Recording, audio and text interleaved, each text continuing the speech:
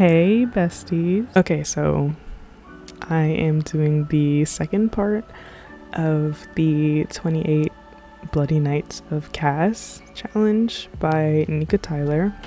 The challenge will of course be linked in the description box. And so for this one, like this CAS challenge, I've been like picking and choosing which ones I want to do. So the ones that we're going to do in this video are the lover, child, clan leader, goth, high schooler, and monster. And so I just wanted to like jump around a bunch to do the ones that really like spoke to me, and then we'll eventually get into the like newer spooky season CAS challenge that they put out this year.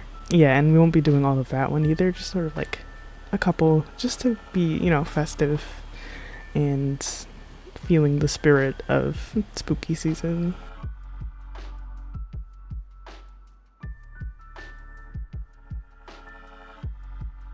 This vampire that we're making right now is the lover vampire, and I wanted to make her more of like a sort of hopeless romantic, but not like entirely hopeless, because I feel like the person that she loves is entirely up for it, but it's like different.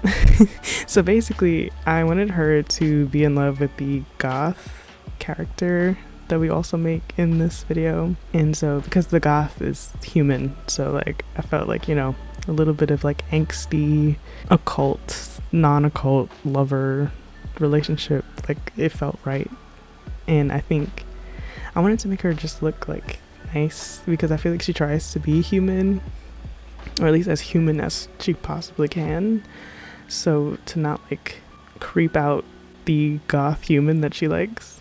And I made her like a romantic, basically. Yeah, that's that's like her entire personality is the lover, so I feel like she's probably like a human lover, and that's why she tries to remain like really soft and gentle.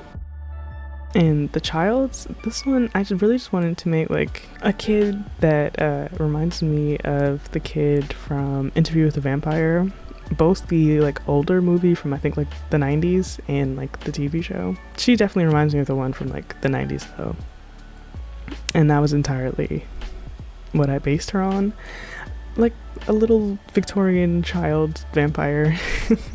But not deadly. Like I didn't want to make her like evil or anything, she just so happens to be a vampire. And I gave her like the kid vampire teeth from Sim, and some of them only have one fang, and I thought that was really sweet.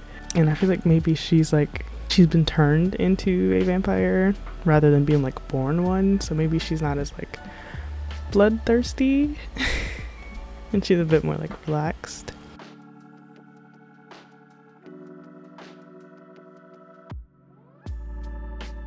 This next vampire is the clan leader vampire, and I wanted to make her like older looking. I make all the like important vampires more like older looking on purpose, because I feel like vampires and like vampire society is more like ageist, and but in like a good way. Like the older you are, like the more important you are, and like the higher you can climb basically. So I made all of the like really important vampire figures like purposefully old looking, so I gave them lots of cracks and stuff, very like vampire looking, because I feel like they have the most power in vampire society, and I feel like that's very true with like most of the vampire media. There's usually like some old vampire cult or something that like decides what to do basically, so I wanted to keep that sort of consistent.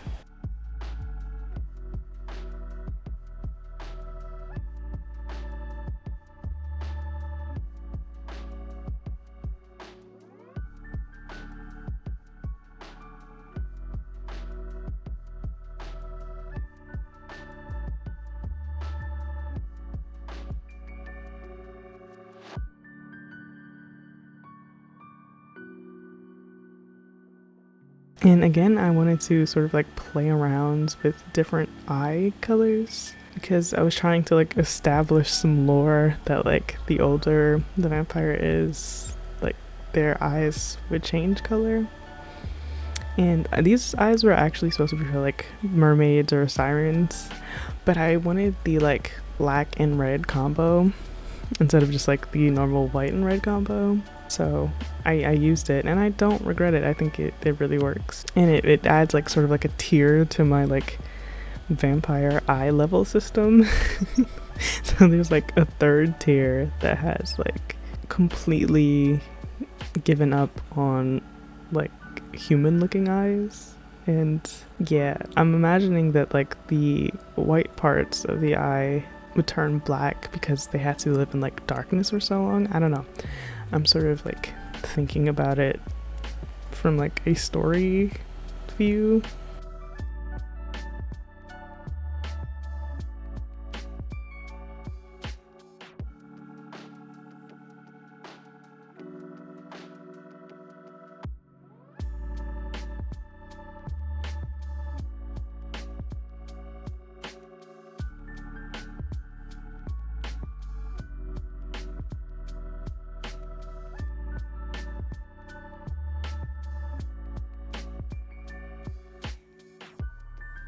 And this is the Goth Sim. She actually isn't a vampire because I thought that would be like a little bit too on the nose.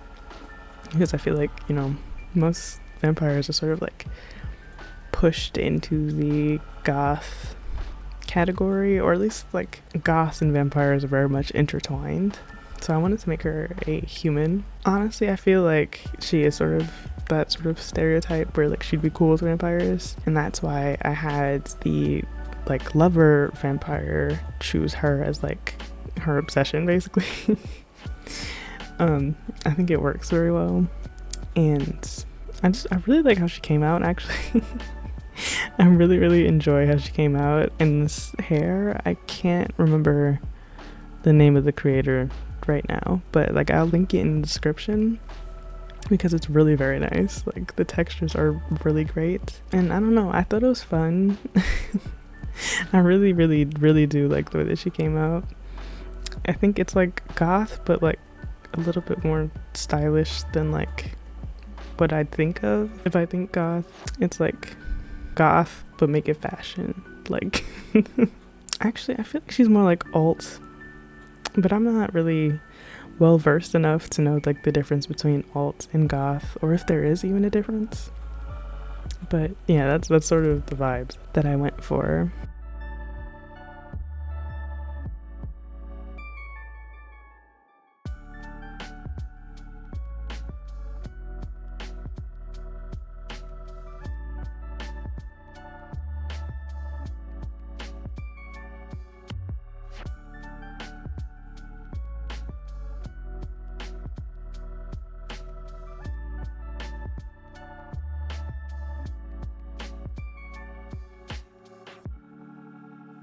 And this next vampire is the high schooler vampire. And I just had fun with this one.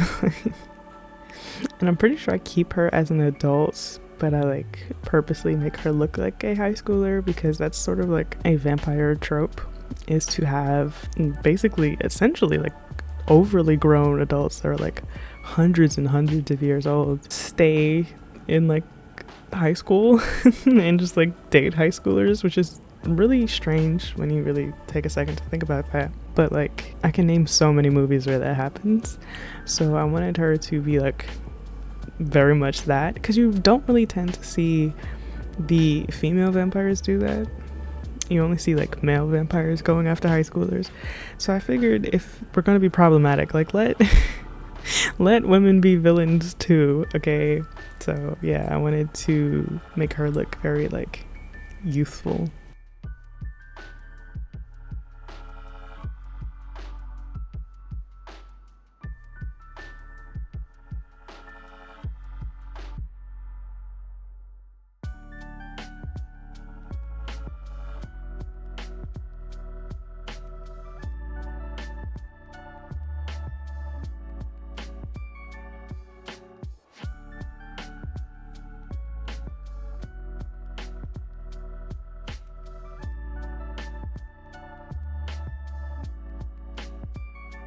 And this is the last vampire.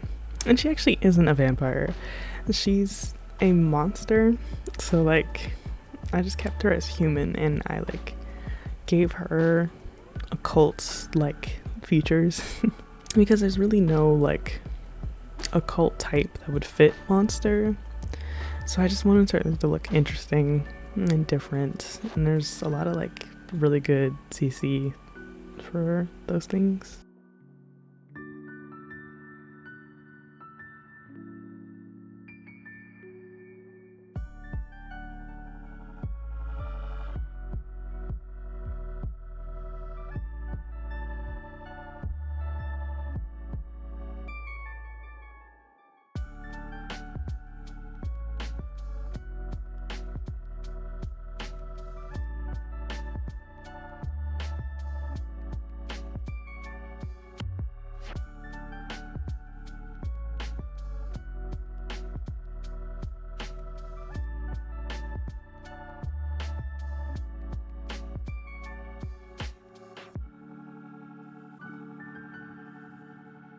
I always have a struggle with trying to find the right hair and sticking with it because I have so many options. It becomes a bit like ridiculous to just choose one, you know, but I eventually get there. And I really like the way that she turned out, actually. She feels like occulty without seeming like any of the like official occults that we have in game.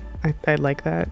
She kind of feels like an other, and that's really cool. But I felt very like Monster High-esque, but also like 70s. So that's basically her vibe.